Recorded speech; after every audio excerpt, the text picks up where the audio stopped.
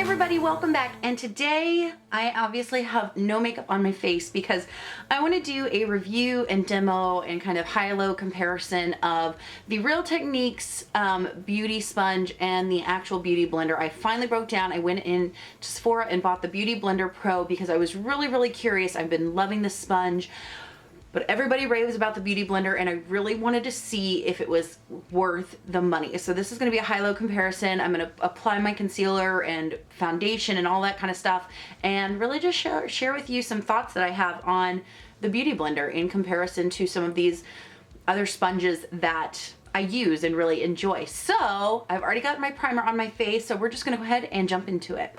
So first off, what I want to do is I want to go ahead and color correct. And I'm just going to use my Maybelline Master Camo color correcting kit. So this one right here looks like this, and I'm going to just start kind of applying this color corrector all over my face. Generally, when using products like this, I like to blend them in before I even put my foundation on, because I feel like it just gives me a more clean finish, and it also just kind of helps for me to use less product. So I use that green to kind of cancel out some of the red. I'm going to take a little bit of this yellow shade right here, and I'm going to take a little bit of this peachy shade, and I always like to mix those two underneath the eyes. I just feel like those are the combination, or that's the combination of colors that works best for me. And what I'm going to do is on this side of my face, I'm going to use my Real Techniques Beauty Sponge, and on the other side I'm going to use my Beauty Blender. So I'm just going to go into my Beauty Blender, and I have dampened both of them.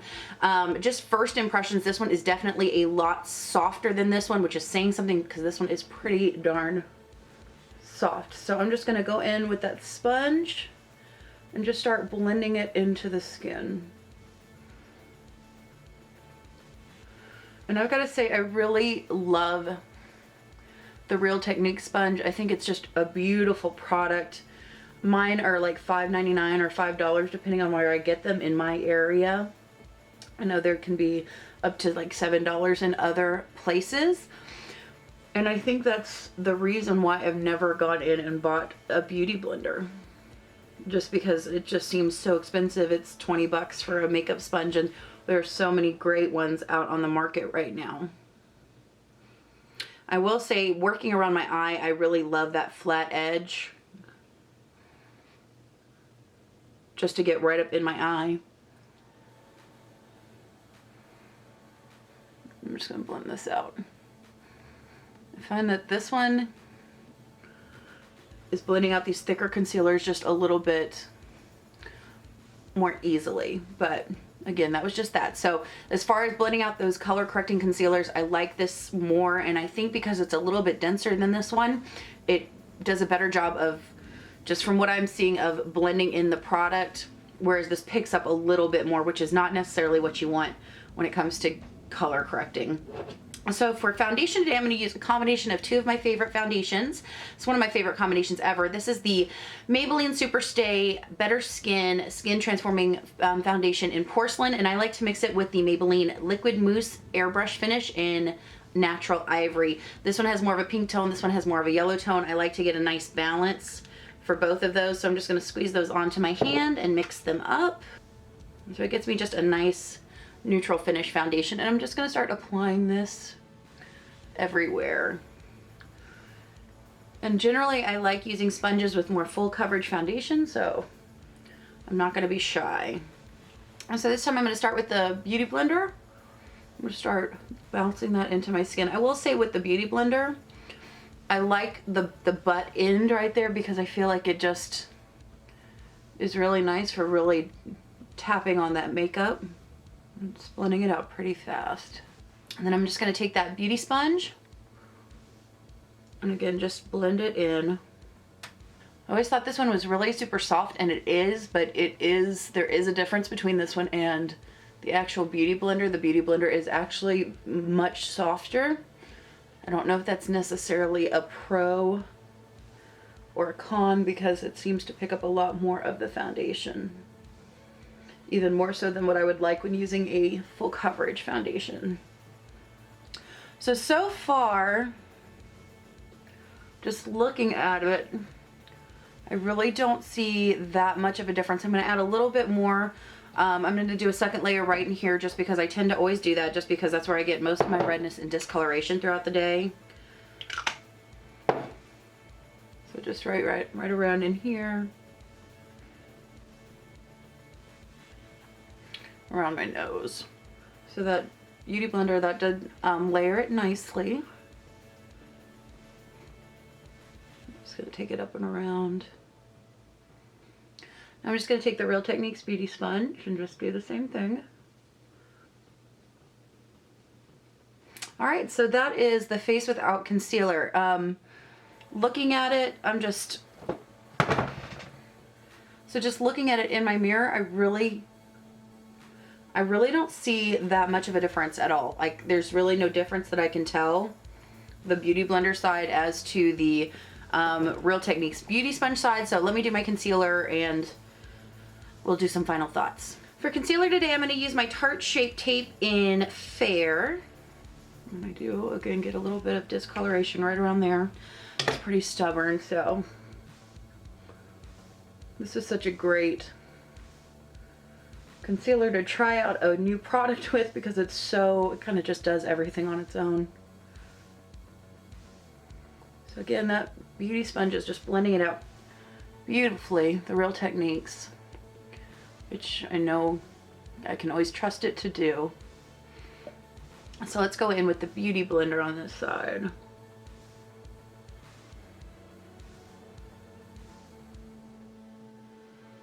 Use that corner there. It's almost like I'm getting less coverage on this side with the beauty sponge, or with the Beauty Blender. Alright, I said I was going to give you my final thoughts, but I forgot that I'm going to contour and highlight too. I'm a dummy. So I'm going to use this stick from Jordana. This is the Jordana Sculpt and Go Creamy Contour Stick in Light. Guys, this is the only contouring product I've been using lately. Like, I haven't even been setting with powder. I've got to say, I'm pretty impressed with it so far. I'm not doing anything too crazy, just gonna add some shape to my face. Let's go in with the Beauty Blender. Again, this is one of those just foolproof products that's blends out so beautifully, so it's really gonna be a, if anything goes wrong, it'll definitely be with the Beauty Blender and not the product. That's what I was trying to say, very disconjointedly. Like, how pretty is that contour? It's so good. Such a good product. This is one of my favorite drugstore products that I picked up. Oh, and I went on the other side. I suck. So I'm going to pick up that one and just blend out the rest of it. I'm getting a rhythm and I don't remember what I'm doing. I'm just taking that Real Techniques Beauty Sponge, blending that out to blend my contour up so it doesn't drag it down too much. And all the way back to the hairline.